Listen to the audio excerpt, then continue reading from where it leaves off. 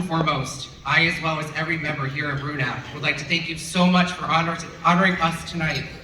My name is Jake Spencer, and I'm the Secretary of RUNAP, Rochester Union of Nurses and Allied Professionals. It's about time that we can finally stand up for what is right, patient safety. Because safe care should be the only care we accept for our patients. As we all know, COVID has been a devastating thing to the healthcare facilities across America. However, are you aware that these issues were brought to light? The ones that we brought to light were already existing across the board? Before COVID, nurses were already dealing with unsafe ratios of 1 nurse to 10 patients or 1 to 12.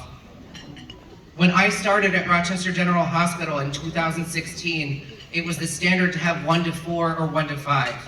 So we are almost triple the expectation of patients compared to what is deemed safe. These patients that I refer to are people, not just numbers.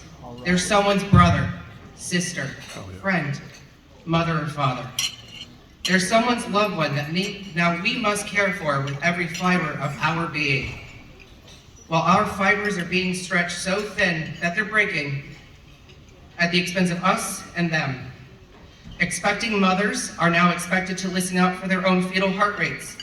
If this heart rate drops too low, it could cause serious reactions such as lifelong mental illness or even mortality issues for these babies. A patient on my previous unit that I worked for 3 years, she was on the call bell for multiple hours waiting to go to the restroom. Unfortunately, no one was there to answer that call bell, so she tried to get up and go to the restroom alone. She fell and broke her neck. The woman was supposed to go home in 2 days. Unfortunately, that woman never left the hospital. She passed away 2 weeks later from her injuries. Dialysis patients, the treatments are being shortened by over an hour to ensure that we can hopefully take care of all these patients. This is unheard of. It's unsafe, and these people aren't getting the treatment that they deserve, and it can cause lifelong illnesses as well. Cancer patients are dealing with not being able to get their own chemo medication because nurses are now rationalizing with doctors saying, we don't have enough nurses to give the actual chemo treatments that these patients need. So your loved one that needs chemo may not get it the day that they're supposed to. I'm sure many of you have heard the stories about our emergency department. Our nurses are caring for upwards of 20 plus patients at a time. Because of these overwhelming numbers, important lab work is being missed by 12 hours. Patients aren't able to be moved or repositioned, which is causing major skin issues, or even worse. A patient was found dead by a nurse.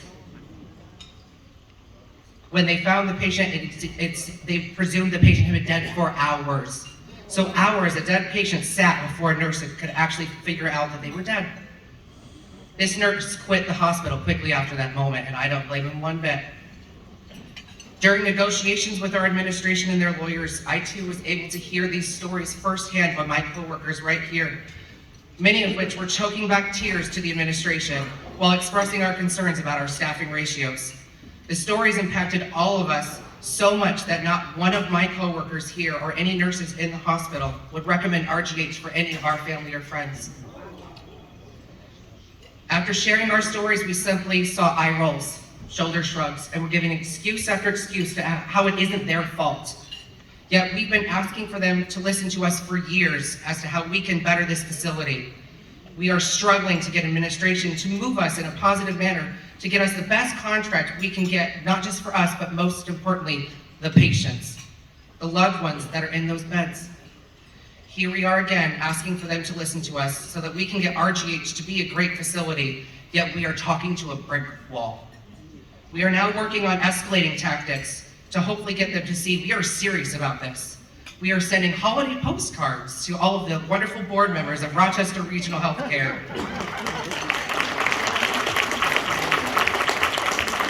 These postcards will have personalized messages from each of our nurses, over 900 nurses, with our safety concerns about what's going on in our hospital and how we can fix it. We plan to continue with pickets and press conferences in the future that will need support from our community, from you, to ensure that all of us and our loved ones are getting the safe care, which is the care we all deserve to receive.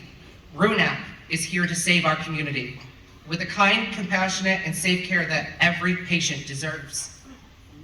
Once again, thank you so much for this honor. We are truly blessed for this opportunity, and it truly means the world to each and every one of us and our patients that we know that all of our efforts are not going unnoticed.